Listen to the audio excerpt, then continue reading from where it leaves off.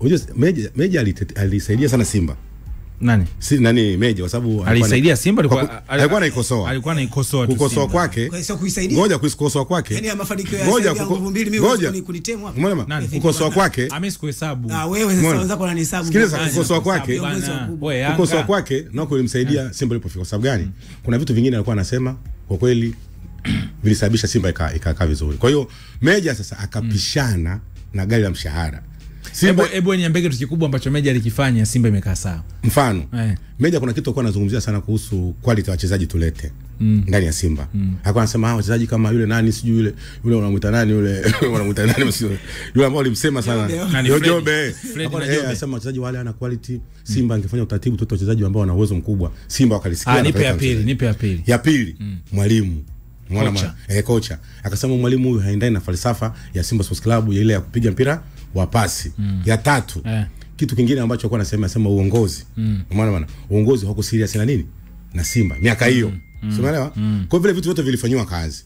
Sijui ni wazo lake, sijui ni nini, lakini vile vitu vilifanywa kazi. And then wakaanza kuleta watu wenye quality. Sasa wale walioletwa kwenye quality na kocha mwenye quality akaletwa. Sasa wakati amekuja, bahati mbaya akaingiwa na sio na pepo gani, ndio akaondoka sasa. Mafanikio kwa yamekuja yamepishana na Meja. Kuna sehemu umetaja uongozi kidogo kwa sababu mambo yote yanayozungumzwa Simba, yote yanayozungumzwa. Kama kuna mtu aliwahi kukaa na akamlilia Mohamed Dewji, huyo tutasema ni mwana mapinduzi kwa sababu hayo yote tunayaona. Sababu boss karudi kwenye bodi. Na huyo alisema kipindi hicho kwamba nani Mo kama kweli ana pesa. Huyo alisema kipindi hicho. Atuonyeshe. Sasa akaonyesha. Sasa kaonyesha hayupo. Kwa hiyo huyu ni mwana mapinduzi wenu. Huyu kuna kitu nacho alifanya lakini amepishana sasa na mafanikio. Mchungaji wa Simba yeye ndo alikuja vizuri. Akisema anarudi mtamkaribisha? Nani huyu? Nani Meja? Baki huko. Kwa sababu sasa hivi alivyotoka naona kama alitoka na takataka zile. Sasa tukabaki sawa. Nabaki wenyewe. Mtu ambaye alikuja na upepo wa kweli ni mchungaji wa Simba. Niva Mbaga. Na alienda moja kwa moja. Na alienda kwa maombi na akasema Simba hii ninavyoiona moja kwa moja inaenda kuchukua ubingwa. Tena alisema hicho Fadru ndo kaletwa afu wachezaji 14 wamesajiliwa. Si kwa Simba Day mchungaji akaitwa East Africa. Mchungaji unasemaje akasema hii Simba hii inaenda kucheza finali. Watu wa Simba kanikataa akasema huyu utakuwa mwehu. Lakini sasa hizi finali hii. Sasa hivi kila mtu mchungaji alichosema mchungaji yote kwa kupitia East Africa. Kwanza unajua East Africa, yeye mjajua. Mimi watu wamenijua kwa kupitia East Africa. Sio East Africa tu. Mimi mpaka Ulaya watu wananipigia Amerika, sijui Amerika Kusini, mtu kutoka Amerika Colombia. Mtu kanipigia Mtanzania anaishi kule. Kwa mimi nakuonaga East Africa, si nani kazi unayofanya bwana tunakupendezewa. Sasa kuna wengine kunitaja wanaona kama mimi hawezi kuzuia hiyo kitu. Mchungaji akiwa anazungumza hivyo, kuna siku nitawaita baadhi ya watu tuje tuzungumze hapa. Kuna Mchome, kuna Mwalimu, kuna Godi. Yani katika mzunguko kuna hata Jimmy Kindoki, katika mzunguko kuna connection kubwa sana ya watu ambao wapo Amerika. Sawa bwana, kwa maana ya Marekani na Ulaya. Na kuna wengine mpaka wanafanya biashara. Mkishafika msimu wa jezi, kuna watu wanauza jezi Europe. Hizi jezi mnazoziona nyie. Ndio. Watu wanaziuza. Na soko nyingine kubwa la barani Ulaya kwa watu waliokuwa Tanzania au mashabiki wa Kongo wanaoishi Ulaya. Watu wanapiga nao sana business. Na kuna wengine unajua wanatuma mpaka Marekani. Kwa hiyo hizi platform ambazo tunaona mashabiki nini zina waunganisha na watu wengi sana. Na ni namna tu ambavyo wanazitumia, ndio maana tupo hapa kwenye show namba 1 ya mashabiki. Tunaendelea kudumisha na kuzungumza kile ambacho hatunacho. Kiufupi mimi na mteja wangu bwana mchungaji tunafanikiwa vibaya mno. Bwana hizo ni rasharasha tunahamsha kupitia Kipenga Extra. Bwana tukielekea viwanjani, na leo kuna finali ya michuano ya muungano kati ya JKU dhidi ya Young Africans. Mechi itapigwa saa 1:15 usiku. Kwenye makaratasi unaweza kusema hii shughuli ndogo kwa Young Africans kwa sababu ni kombe na pressure ambayo kutana nayo kwenye game dhidi ya Zimamoto. Na pressure ambayo ipo nje, kuna mtu yupo finali huko. Lolote linaweza likatokea, lakini Yanga inaonekana kwamba anataka achukue hiki. Wenyewe wanasema tulishachukua Toyota, tumechukua Ngao, tunataka tupite na hili. Kila kombe tushinde. Inawezekana hasira ya Young Africans na userious leo kaonekana zaidi kuliko michezo miwili iliyopita. Yeah, of course. Hata ile performance ya game dhidi ya Zimamoto ilikuwa ni alert kuambia kwamba kwenye hii michuano mtakutana na mpinzani ambaye ana uwezo wa kutoa. Licha kwamba wewe ni Young Africans, lakini kumbuka utakuwa na faida on paper peke yake kama uwanjani hautotekeleza majukumu yako kwa 100%. Kwa hiyo kitachotokea leo ni kwamba tutaona serious kwenye kikosi cha Young Africans, at least kuanzia kwenye eneo la kikosi ambacho kitaanza, lakini pia hata style yao ya kiuchezaji. Mwalimu obviously ataikuza tempo ya timu yao, kuirudisha kwenye tempo ambayo watu wengi tumekuwa tukiizoea. Hii inatokana kwamba nenda kukutana na mpinzani ambaye tayari ameshamuonyesha kwamba mimi ukija kichwa na kutoa. Ameitoa moja kati ya timu bora kabisa Tanzania hivi sasa, Singida Black Stars. Amekuja amemtoa Azam Giant mwingine.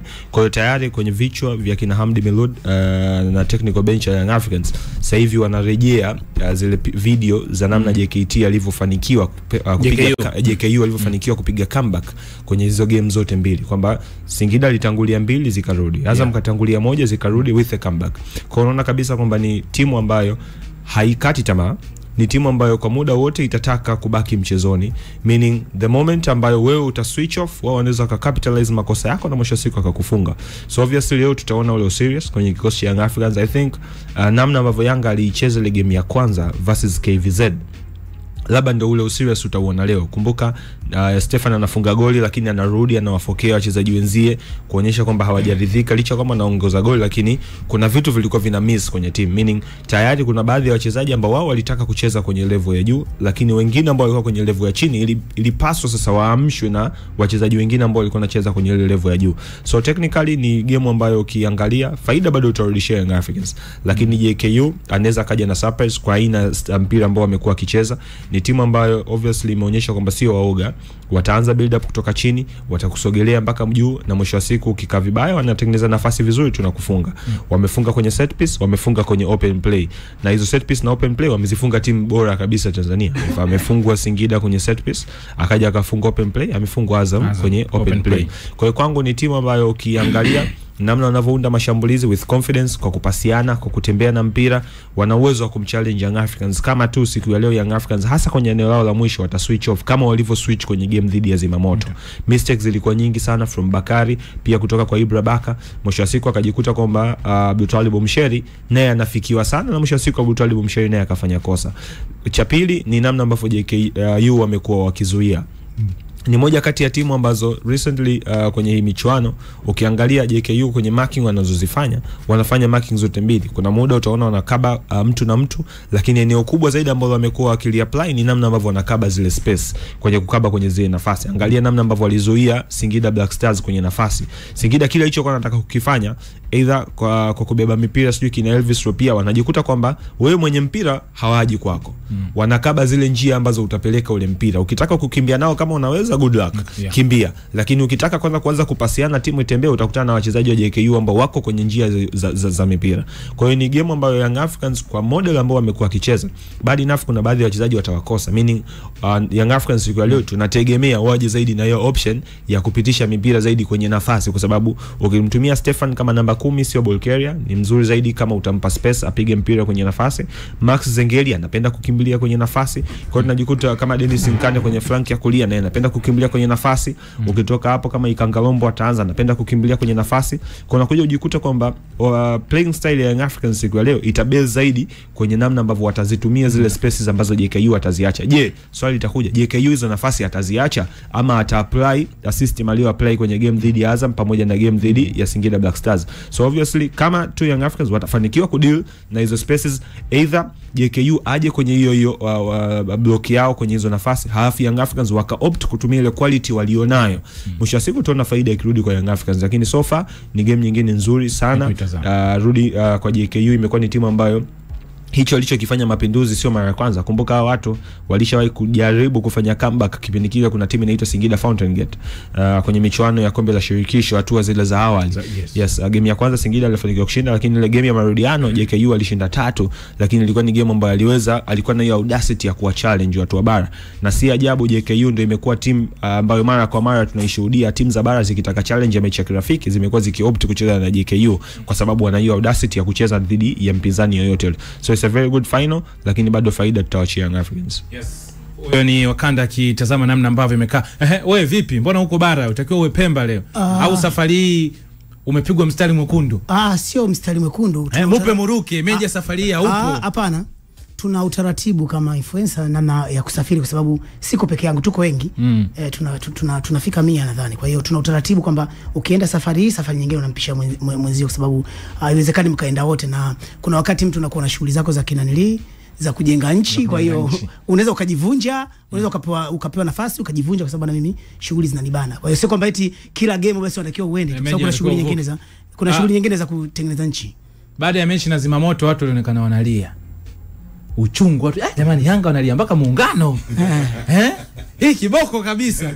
Yani pressure ni kubwa kiasi gani kwenu Meja? Hakuna pressure isipokuwa unatakiwa ukusanye furaha ndogo ndogo na furaha kubwa kubwa. Kwa ile Msheli Jobu watu yani kwa Msheli kulia ni kawaida, kwa sababu nafasi pale Yanga unaona ni adimu sana. Angalia mtu kama Diara, pengine ungejiuliza kwa nini analia, lakini kwa Msheli analia kwa sababu ukiangalia nafasi yake ni chache, afu ukiangalia namna ambavyo tumetinga finali ni kama nguvu mbili, namna ambavyo kwa goli la kwenye nanili la microscope, goli la VAR microscope imechunguliwa. Kwa hiyo namna ambavyo timu imepata nafasi ile, sisi kama Yanga tunahitaji tukusanye vitu vingi tu, yani vidogo vidogo na vikubwa, kwa sababu mpaka sasa hivi kwa Tanzania hapa si yani kuna kitu unaweza ukakionyesha kwamba hiki tunamiliki na ile Common Shield tunayo, tuna ile kombe la Nija, hapo unaweza ukalidogosha unavyojua la Toyota, lakini kuna kitu cha kushika. Kwa hiyo tukipata kingine hiki wakati tunasubiria iko kikubwa cha ligi hiki kidogo pia tu tukikusanye, yani tukusanye vingi ili, kwa sababu wakati sisi furaha yetu inaendelea, wao wenzetu wana muda mrefu sana, unajua wamekosa kombe misimu 3 mfululizo, wamefungwa na Yanga manake mara 4 mfululizo, alafu wana mambo yao wenyewe 93 walifanya ubadhirifu pale, kombe likaondoka, alafu wakatudhalilisha katika taifa kidogo, katika timu ambayo imeidhalilisha taifa ni nguvu mbili. Sababu walidhalilisha taifa pale mpaka hayati akasema kwamba Tanzania ni kichwa cha mwenda azimu. Hiyo fedha ya kwanza. Fedha ya pili wakaja wakavunja viti pale. Umeelewa? Wakavunja viti, wakapewa faini. Maka haijai kutokea hiyo kwa Tanzania. Timu yani nchi kama nchi kupewa timu kupigwa faini kwa sababu ya mashabiki kufanya fujo. Cha tatu ambacho walichokosea zaidi ni siku ile ambao wamekabidhiwa uwanja, wakachimba shimo ambalo hata mchungaji anaweza kaingia. Na sio alimfikia mchungaji hata haieleweki. Kwa sababu ule uwanja hauna kawaida kuja maji, lakini kuna kipande walikifanyia mambo kiasi kwamba uwanja na tukafungiwa kwenye uwanja. Kwa hiyo Meja, naam, wewe unaamini leo mkishinda kombe la Muungano litawapunguzia pressure kwa hiki anachopitia sasa? Hakuna pressure, nimekwambiaje, unatakiwa unakusanya furaha ndogo ndogo na furaha kubwa kubwa. Sisi hatuna pressure. Pressure ya nini sasa? Kwa sababu huyo anayetukimbiza yuko mbali sana. Kwa sababu nguvu mbili yuko mbali sana na sisi. Kwa sababu nimekwambiaje, yuko mbali wapi, kwenye ligi au kwenye nini? Tunazungumza nini hapa? Yaani wewe ni msemaji wa nguvu mbili. Hebu nisikize vizuri. Unatuchanganya. Tumempita mbali sana. Kwenye nini na nini? Tunaposhindana sisi kwa sisi, kwa sababu upinzani wa Simba ni Yanga na Yanga ni Simba. Mimi ninachozungumza kwamba tukikutanishwa sasa, nguvu mbili hapa, wananchi hapa, nani anakuwa ameshindwa? Umeelewa? Kwa hiyo tumempita mbali sasa. Yaani huyu anayetufukuzia sisi uko mbali, kwa sababu ligi msimu uliopita, kwa maana ligi iliyoisha, alishika nafasi ya 3. Mbona mtu ambaye anakukimbiza yuko nafasi ya 3 huko?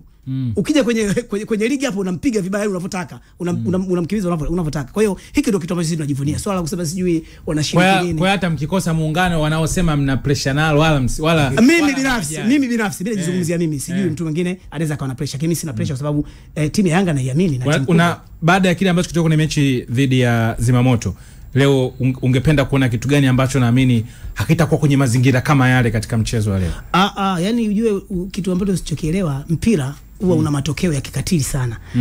Siwezi kusema eti kwamba Zimamoto walikuwa wamekamia au leo JKU watakamia au vipi, lakini tunachokitaka sisi ni tupate yani ubingwa, umeelewa? Chochote kitakachotokea uwanjani, maana ndio mpira utaamua hivyo. Lakini ukiangalia kwenye makaratasi, yani hata wale wakiunganika na nguvu mbili bado wanafungwa tu. Yani Yanga huwezi kumfananisha na hata kama ukisema Meja sasa hivi panda boti nenda zako unanili Pemba, nenda kachukue namba 7 pale, au simama pale juu pale namba 9, bado unawafunga, kwa sababu baada ya kukimbia kwenye winga za Ashanti tunaamini anacheza tu anacheza.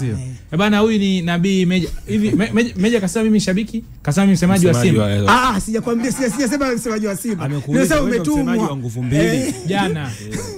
Jana watu wa Simba. Jana si nilikuwa nipo kwa wananchi. Jana si nilikuwa nipo na wananchi jana. Hatari. Unapigwa nini? Utatoa utoi. Napigwa utatoa utoi. wewe tunakujua wewe uto sawa bwana.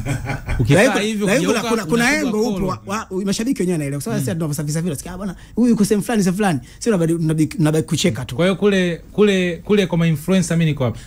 Kwa influencer wako Yanga peke yake. Huku kwingine kuna group la WhatsApp. Ndio nasema kule kwa influencer mimi niko wapi? Niko Unyamani, niko na nyie. Wewe kwetu haupo kabisa. Karume wao wanakujua kabisa wewe ni Kolo. Wanakujua wewe ni Simba damu kabisa. Tena mbaya zaidi hapo katika tulikuwa unatupia. Kwa sababu hawajao kuona umetupia uzi wa Yanga. Mbona uzi wa Yanga? Tena uzi wa Yanga nikiwa junior kabisa. Hii ya juzi. Anao ule wa Savani kabisa. Wa juzi anatupia, anatupia amevaa ile. Simuona kasuka silimwambieni. Uzi wa Yanga mimi nao ule kampa tena. Zamani.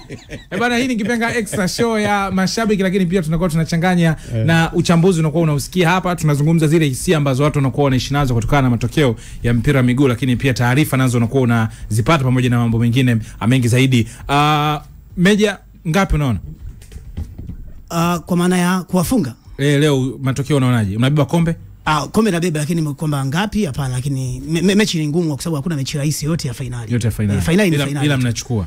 Kwa nini tusichukue? Tunachukua hii tunachukua na ya ligi, tunachukua na CRDB. Huko kwingine subiri hatujafika. Tunachukua. Sasa ndio wishes, kwani mechi ya leo imechezwa. Bwana, wakati Nabii Meja akiwa anazungumza kuhusiana na jambo zima la ubingwa, tutazame eneo ambalo pia inawezekana likaenda kuwatengenezea matumaini wana Yanga katika harakati za ubingwa kutokana na ratiba aliyokuwa nayo Simba. Neva Mbaga, mchungaji, ndio una matumaini ya ubingwa wa ligi kuu, lakini una mechi 4 ndani ya siku 10. Moyo wako unakimbia kwa kiwango gani? Kwanza wana Simba wengi sasa hivi akili zao ziko kwenye finali ya kombe la shirikisho.